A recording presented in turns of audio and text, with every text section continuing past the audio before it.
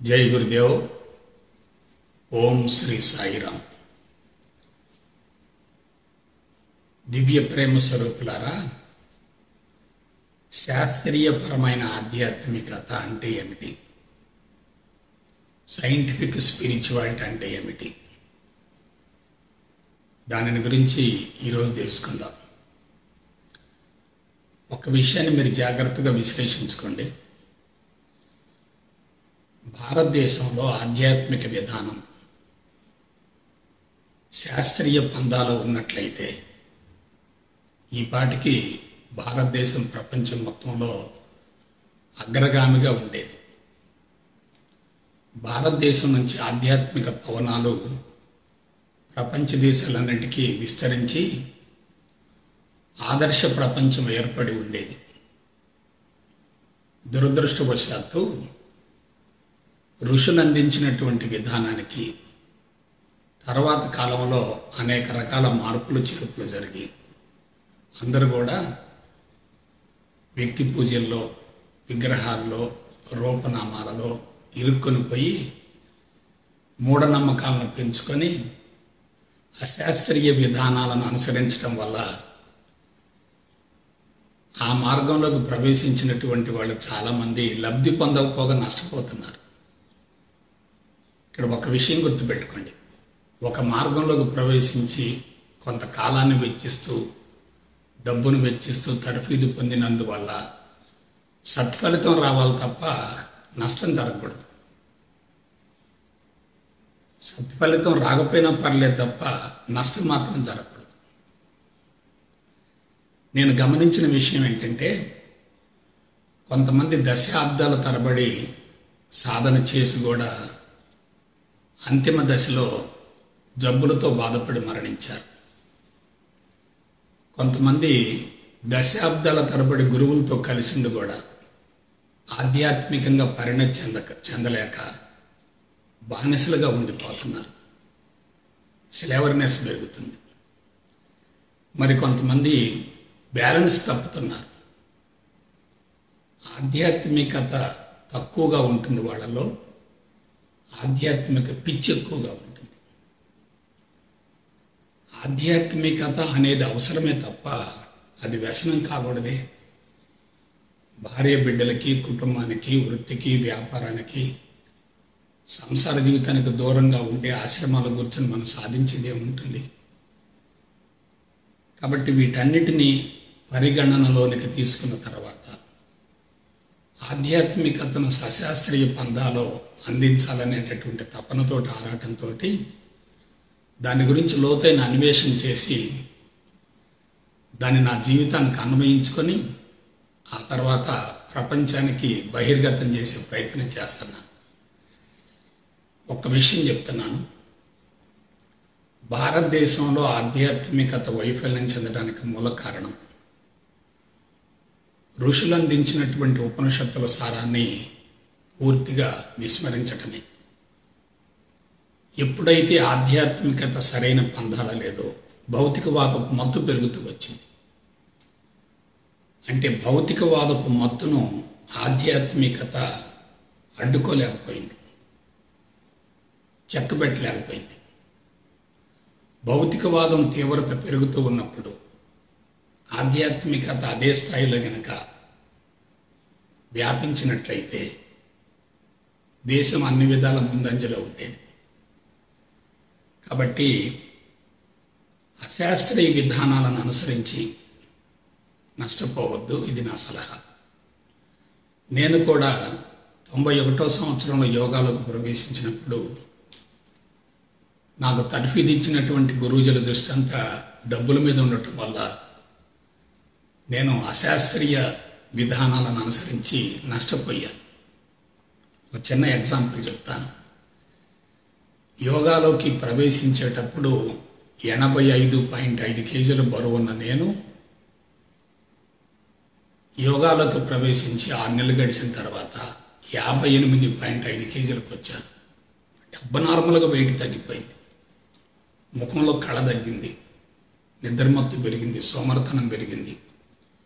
కొంతమంది ఏమన్నారంటే మీ లోపలేదో జబ్బులు ఉన్నాయి, ఒకసారి చెక్ చేయించుకోమని చెప్పి నన్ను ఎగతాళి చేశారు. నేనేదో సాధించానని చెప్పి వాళ్ళ దగ్గర చెప్పుకోవడానికి ప్రయత్నిస్తే వాళ్ళు వినకపోగా నన్ను హెచ్చరిస్తూ వచ్చారు. సో దీన్ని బట్టి నాకు అర్థమైంది ఏంటంటే అశాస్త్రీయ విధానాలు అనేవి అతి ప్రమాదకరం. శాస్త్రీయత ఉన్న చోట సందేహాలకి, అనుమానాలకి, సంకోచాలకి ఎటువంటి అవకాశం ఉంటుంది. విశ్వాసం ఏర్పడిందనుకోండి, సాధన సులభతరం అవుతుంది. అనుమానంతో సాధన చేస్తే ఏమవుతుంది?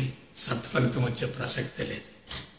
అందుకని ఈరోజు మనం శాస్త్రీయ ఆధ్యాత్మికత, సైంటిఫిక్ స్పిరిచువాలిటీ అంటే ఏందో తెలుసుకుందాం. చూడండి, మానవ జీవితాన్ని తీసుకుంటే ఇది పరిమితంగా ఉంటుంది, విశ్వం అనంతంగా ఉంటుంది. మానవ జీవితం పరిమితంగా ఉంటుంది, విశ్వం అనంతంగా ఉంటుంది. ఈ మానవ జీవితం జీవభావంతో మొదలవుతుంది. ఒక చిన్న విత్తనంతో మొదలవుతుంది. ఆ విత్తనంలో జీవితానికి సరిపడా ప్రణాళిక ముందే నిక్షిప్తమై ఉండటంతో పాటుగా కోరికలు, సంకల్పాలన్నీ అందులో ఉండి వాటి ప్రకారమే జీవితం కొనసాగుతుంది. అంటే సొంత ఎజెండా ప్రకారం, సొంత ప్రణాళిక ప్రకారం జీవితం కొనసాగేటట్లయితే దాన్ని జీవభావం అంటారు. ఈ జీవభావం అనేది దివ్యత్వానికి విరుద్ధమైనటువంటి అంశం. సో మన దేహం పరిమితంగా ఉంటుంది, బయట ఉన్నటువంటి పరమాత్మ అనంతంగా ఉంటుంది. మన దేహం ఖండంగా ఉంటుంది, బయట ఉన్నటువంటిది అఖండంగా ఉంటుంది. మనం ఫినిట్ అనుకుంటే బయటదంతా కూడా ఇన్ఫినిట్. ఇప్పుడు అసలు విషయానికి వద్దాం. లోపల ఉన్నటువంటి ఆత్మ ప్లస్ జీవుడు కలిస్తే జీవాత్మ అవుతుంది. జీవుడు ప్లస్ ఆత్మ కలిస్తే జీవాత్మ అవుతుంది. బయట ఉన్నది మొత్తం ఏమిటి? అది పరమాత్మ. జీవాత్మ, పరమాత్మ. కొంచెం గుర్తుపెట్టుకోండి.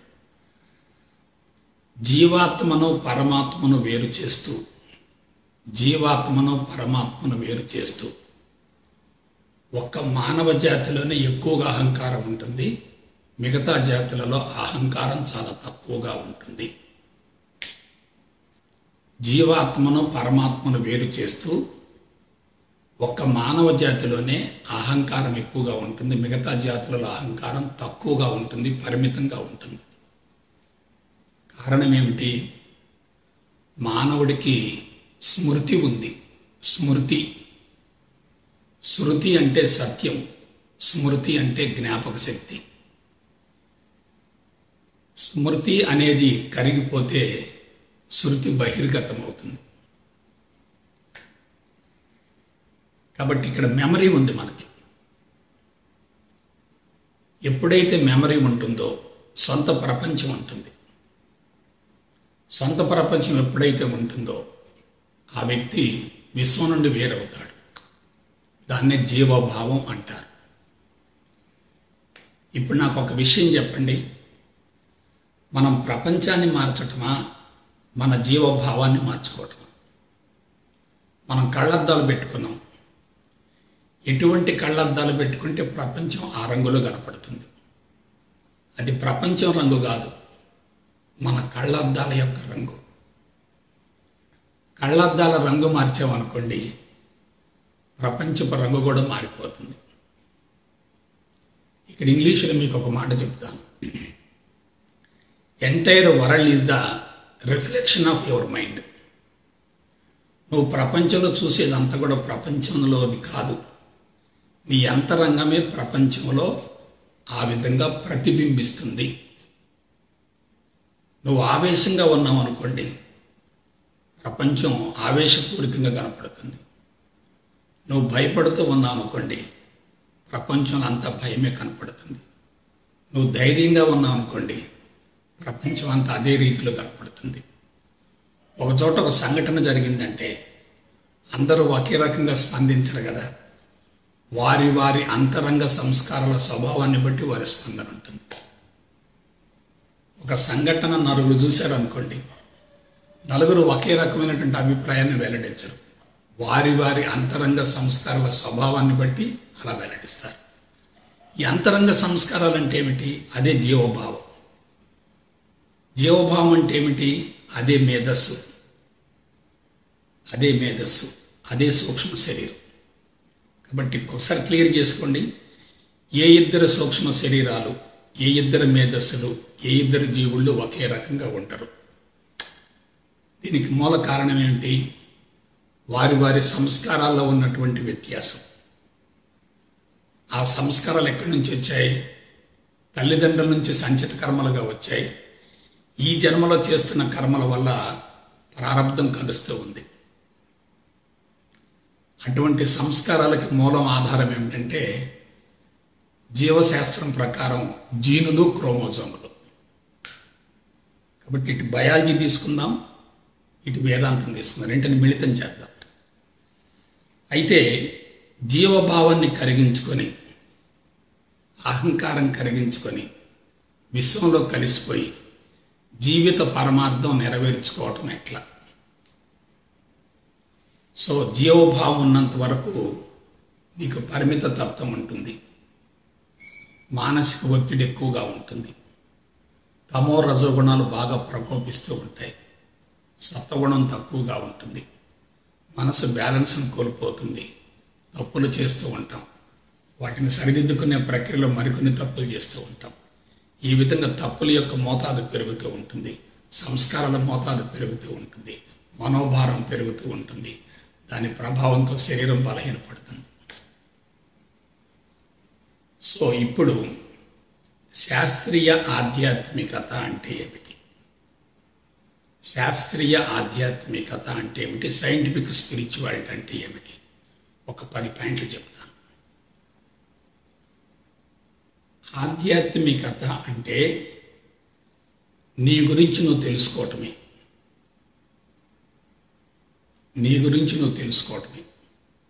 నీవెవరో తెలుసుకో. నీలోనికి నువ్వు పయనించడమే.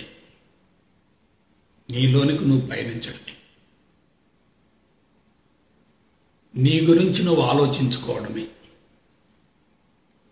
బాహ్యపరమైన అంశాలను గురించి ఆలోచిస్తూ ఉంటే అది పరధ్యానం అవుతుంది. నీ గురించి నువ్వు ఆలోచించుకుంటూ ఉంటే అదే ధ్యానం అవుతుంది. బాహ్య ప్రపంచాన్ని గురించి ఆలోచిస్తూ ఉంటే బంధాలు పెరుగుతాయి. నీ అంతరంగాన్ని గురించి ఆలోచిస్తూ ఉంటే బంధాలు కరిగిపోతాయి.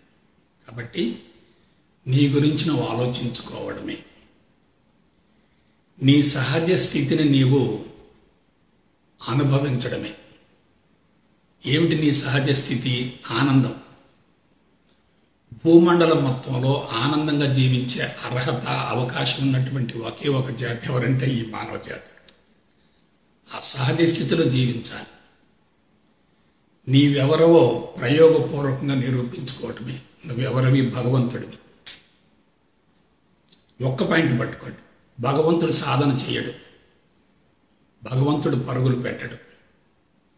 భగవంతుడు ప్రపంచంలో ఉన్న ప్రపంచంతో ఎటువంటి సంబంధం లేకుండా ప్రపంచాన్ని సాక్షిభూతంగా చూస్తూ ఉంటాడు.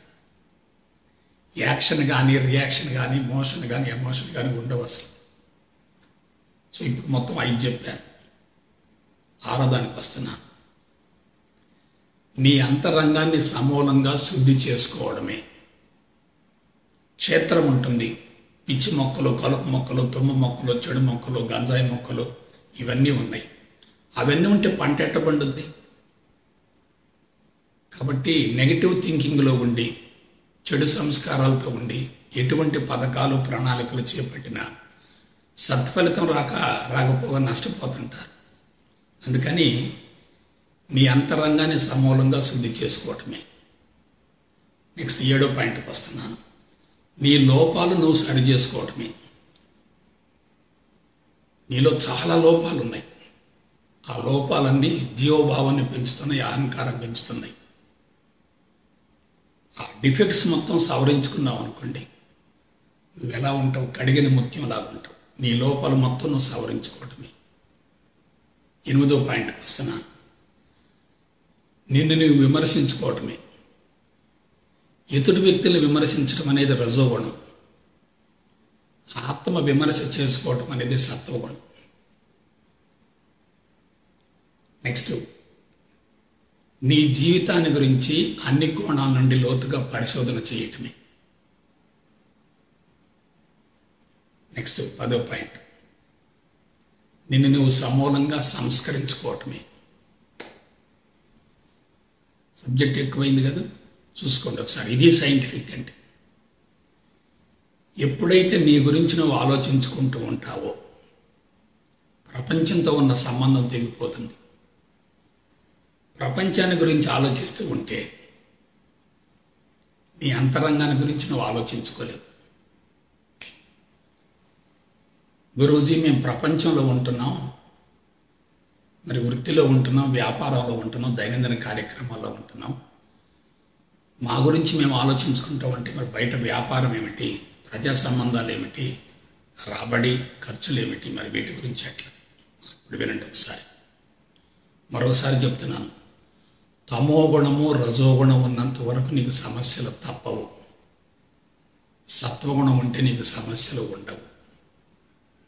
మానవ జీవిత పరమార్థం ఏంటంటే తమో రజోగుణ సంబంధమైనటువంటి చెడు సంస్కారాలను సమూలంగా కరిగించుకొని ఉత్తమ సంస్కారాలు పెంపొందించుకోవటమే.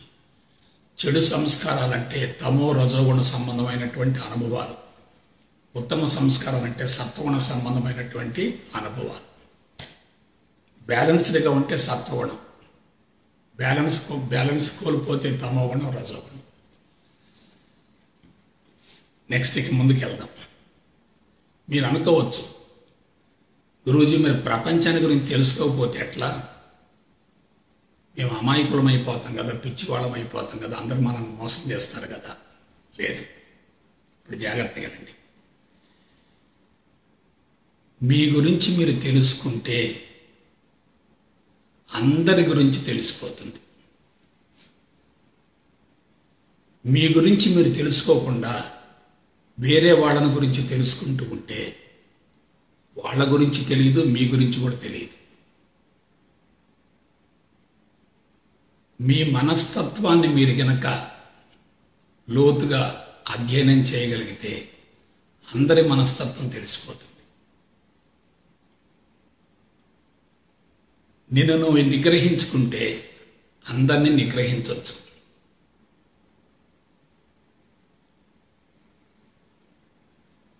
నీ అంతరంగాన్ని సమూలంగా శుద్ధి చేసుకుంటే అందరి అంతరంగాలు శుద్ధి చేసుకోవచ్చు. అర్థమవుతుందా? నీ గురించి నువ్వు తెలుసుకుంటూ ఉంటే అందరి గురించి, అన్నిటి గురించి తెలిసిపోతుంది. నీ గురించి నువ్వు తెలుసుకోవటం మర్చిపోయి బయట వ్యక్తుల గురించి, సంఘటనల గురించి, సన్నివేశాల గురించి ఆలోచిస్తూ ఉంటే ఆ సమాచారం అంతా లోపలికి వస్తూ ఉంటుంది. లోపలికి వచ్చే సమాచారం అంతా మీ మనసుకు భారం అవుతుంది. కాబట్టి మీ గురించి మీరు తెలుసుకుంటే అందరి గురించి తెలిసిపోతుంది. మీ మనసుల గురించి మీరు తెలుసుకుంటే అందరి మనసులు మీరు తెలుసుకోవచ్చు. మిమ్మల్ని మీరు కంట్రోల్ చేసుకుంటే అందరినీ కంట్రోల్ చేయొచ్చు. మీకు ఇంద్రియ నిగ్రహం ఉంటే ప్రపంచంలో ఏమైనా సాధించవచ్చు. కాబట్టి మీ గురించి మీరు తెలుసుకోవటమే శాస్త్రీయ ఆధ్యాత్మికత.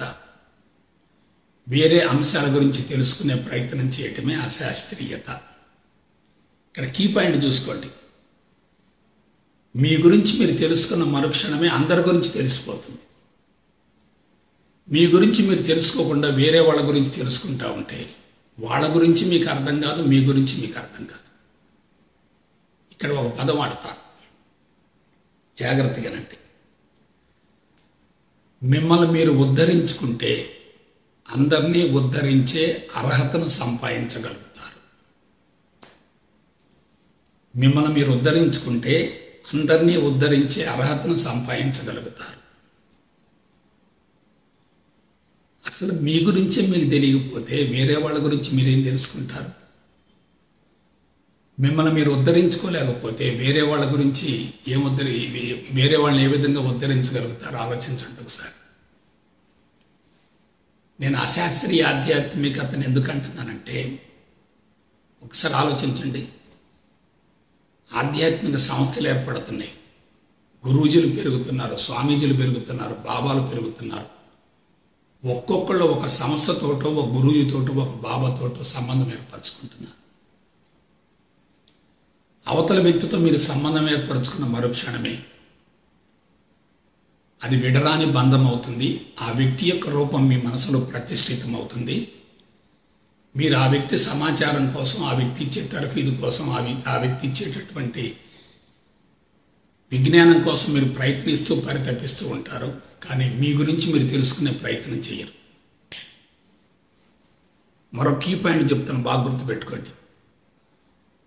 ఒక వ్యక్తి మరొక వ్యక్తిని తర్ఫీదునివ్వటం ద్వారా ఆ వ్యక్తిని మార్చడం కాదు, అతని అంతరంగ సంస్కారాల గురించి అతను తెలుసుకోగలగాలి. మరి గురువులు ఎందుకండి? గురువు ఒక క్యాటలిస్ట్ లాగా పనిచేస్తాడు. అది కాబట్టి గురువు ఎలా ఉండాలి? నదిని దాటడం కోసం మనం ఉపయోగించే పడవ మాదిరిగా ఉండాలి. నదిని దాటడం పూర్తయిందనుకోండి, పడవను వదిలేసి వెళ్ళిపోవాలి. మనం పడవను ఎత్తుకొని పోకూడదు. కాబట్టి మరొకసారి చెప్తున్నాను, మీ అంతరంగాన్ని శుద్ధి చేసుకోవటం మొదలుపెట్టేటట్లయితే అందరి అంతరంగాల్లోకి మీరు ప్రవేశించగలుగుతారు. ఒక చిన్న ఎగ్జాంపుల్ చెప్తాను. మీలో సూక్ష్మత్వం పెరుగుతుందనుకోండి, మీరు అందరి యొక్క హృదయాలను స్పృశించగలుగుతారు. మీరే సమస్యల్లో ఉండి, బాధల్లో ఉండి, కష్టాల్లో ఉండి, ఇబ్బందుల్లో ఉండి, జబ్బులతో బాధపడుతుంటే మీరు ఇతరులు ఏ విధంగా ప్రభావితం చేయగలుగుతారు? ఇతరుల అంతరంగాన్ని మీరు ఏ విధంగా స్పృశించగలుగుతారు? నాకు ఆన్సర్ చెప్పండి, ఆలోచించండి ఒకసారి. కాబట్టి ఇప్పుడు భారతదేశంలో ఏం జరుగుతుంది? వ్యక్తి పూజలు పెరుగుతున్నాయి, విగ్రహాలు పెరుగుతున్నాయి, గురువులతోటి సంస్థలతోటి సంబంధాలు ఏర్పరచుకుంటున్నారు, రాగద్వేషాలు పెంచుకుంటున్నారు. ఆ సంస్థలు సాధకుల్ని బంధిస్తున్నాయి. ఒక రకంగా సాధకుల్ని సంస్థలు వాడుకుంటున్నాయి. సంస్థల మనుగడ కోసం సాధకులు విరాళాలు ఇవ్వాల్సి వస్తుంది. కాబట్టి ఎప్పుడైతే సాధకుడి మీద గురువు ఆధారపడతాడో, సంస్థ ఆధారపడుతుందో, ఆ సంస్థ బలహీనమైపోతుంది. నెక్స్ట్ ఇంకొంచెం ముందుకెళ్దాం, ఇది చాలా ఇంపార్టెంట్. గురూజీ, మనల్ని మనం శుద్ధి చేసుకోవటం అంటే ఏమిటి? లోపాలు సవరించుకోవటం అంటే ఏమిటి? ఇప్పుడు వినండి ఒకసారి. నీ జీవితం పుట్టుక మరణాలకే పరిమితం కాదు. నీ జీవితం పుట్టుక మరణాలకే పరిమితమైతే నీలో జీవోభావం బలీయంగా ఉన్నట్లే. నువ్వు పుట్టుకకు ముందు ఉన్నావు, మరణం తర్వాత కూడా కొనసాగుతావు. పుట్టుక మరణాల మధ్య జీవితం పరిమితంగా ఉంటుంది. పుట్టుకకు ముందు, మరణం తర్వాత కూడా జీవితం కొనసాగుతుంది అని తెలుసుకుంటే ఆ జీవితం అనంతంగా ఉంటుంది. అనంతంగా ఉంటే అహంకారం ఏమవుతుంది? కరిగిపోతుంది. పరిమితంగా ఉంటే అహంకారం ఏమవుతుంది? పెరిగిపోతుంది. కాబట్టి లాస్ట్లో ఒక మాట్లాడతాను. నీవెవరో తెలుసుకో. నీవెవరివి? సాక్షాత్తు పరబ్రహ్మ స్వరూపానివి, సచ్చిదానందానివి, పరమాత్మవు, విశ్వాత్మవు, శుద్ధ చైతన్యానివి, భగవంతుడి. నేను భగవంతుడను అనేటటువంటి విషయాన్ని శాస్త్రీయ పంథాలో తెలుసుకొని మీ మనోఫలకంలో దాన్ని విత్తనంగా నాటుకొని పదే పదే మననం చేసుకుంటూ ఉంటే ఆ విత్తనం ఏమవుతుంది? వృక్షం అవుతుంది. వృక్షానికి ఏమొస్తాయి? పుష్పాలు వస్తాయి. పుష్పాలకు ఏమవుతాయి? ఫలాలు వస్తాయి.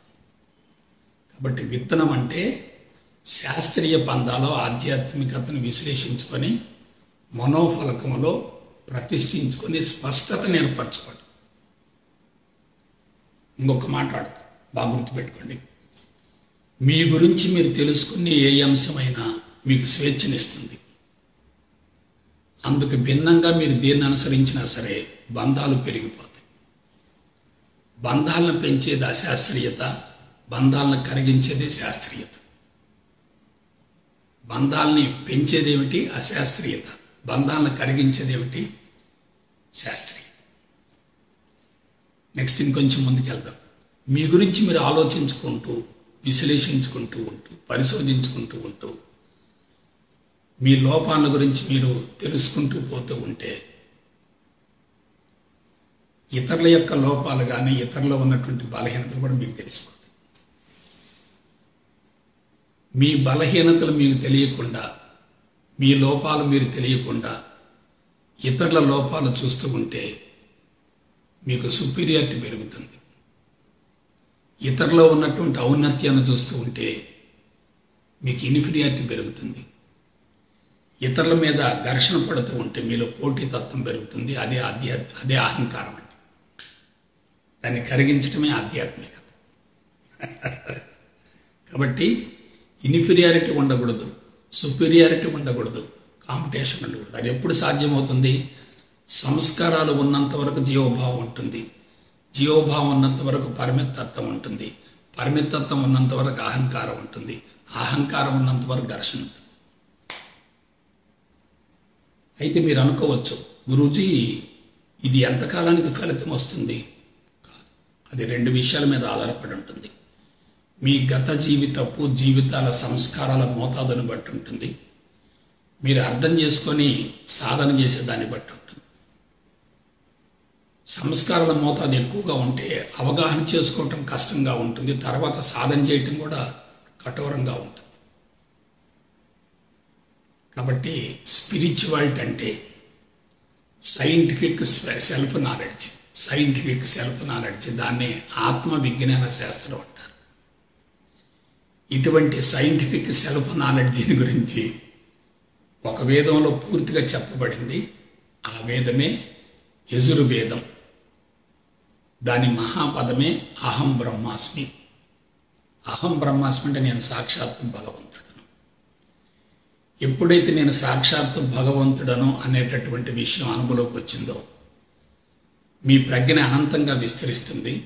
మీరు శరీరం నుంచి వేరైపోతారు. నేను శరీరం కాదు, ఇంద్రియాలు కాదు, మనసు కాదు, బుద్ధి కాదు, చిత్తం కాదు, అహంకారం కాదు, జీవుడు కాదు, జీవితం కాదు, ప్రాణశక్తి కాదు, నేను సాక్షాత్తు భగవంతుడను అనేటటువంటి విషయం అనుభవంలోకి వచ్చేస్తుంది. కాబట్టి ఈ శరీర మమకారాన్ని కరిగించుకోవాలి, శరీరాన్ని జయించాలి, శరీరాన్ని వదిలివేయాలి. నేను శరీరం వేరు అనేటటువంటి భావన ఉండాలి. ఎప్పుడైతే నేను శరీరం వేరనే భావన ఉంటుందో ఈ శరీరంలో ఉన్న జబ్బులు మొత్తం దగ్ధమైపోతాయి. ఇదే సీక్రెట్ ఆఫ్ స్పిరిచువాలిటీ. ఎట్లా అంటారా? ఎప్పుడైతే శరీరానికి వేరుగా ఉంటావో, అతీతంగా ఉంటావో, భిన్నంగా ఉంటావో, అప్పుడు నీ శక్తి నీ శరీరంలోకి ప్రవేశిస్తుంది. అది ప్రాణశక్తి అనుకోండి, ఇంకా సూక్ష్మంగా వెళితే విశ్వశక్తి అనుకోండి, అది నీలోకి ప్రవేశిస్తుంది. ప్రవేశించి బాడీ మొత్తాన్ని కరిగించేస్తుంది. బాడీ మొత్తం కరిగిపోయింది అనుకోండి, అక్కడ జీన్స్ కరిగిపోతాయి, క్రోమోజోమ్స్ కరిగిపోతాయి, జీవభావం కరిగిపోతుంది, బ్రెయిన్ కరిగిపోతుంది, బాడీ మొత్తం డిజాల్వ్ అవుతుంది. ఇది నేను ఇవాళ చెప్తున్నాను, దీన్ని అనుభవిస్తాను, మీకు నిరూపిస్తాను.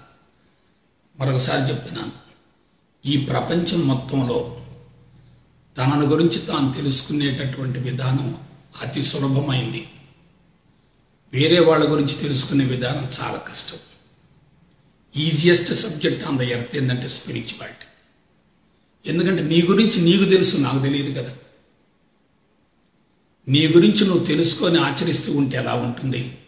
వేరే వాళ్ళ గురించి అనవసరంగా ఆలోచిస్తూ వాళ్ళ సమాచారం లోపల పెట్టుకుంటే ఎలా ఉంటుంది? ఆలోచించండి ఒకసారి. కాబట్టి ఆధ్యాత్మిక మార్గం అంత సులభమైంది, మహోన్నతమైంది మరొకట్లేదు. అటువంటి ఆధ్యాత్మికతను శాస్త్రీయ పందాలు అవగాహన చేసుకొని దాన్ని విత్తనంగా మీ మనోఫలకంలో నాటుకొని క్రమం తప్పకుండా సాధన అనే పోషణను కొనసాగిస్తూ ఉత్తమ ఫలాలను అందుకొని మీ జీవితాలను ఆనందమయం చేసుకుంటారని చెప్పి మనసా వాచ కర్మను కోరుకుంటూ సెలవు తీసుకుంటా. జై గురుదేవ్, జై గురుదేవ్, జై గురుదేవ్.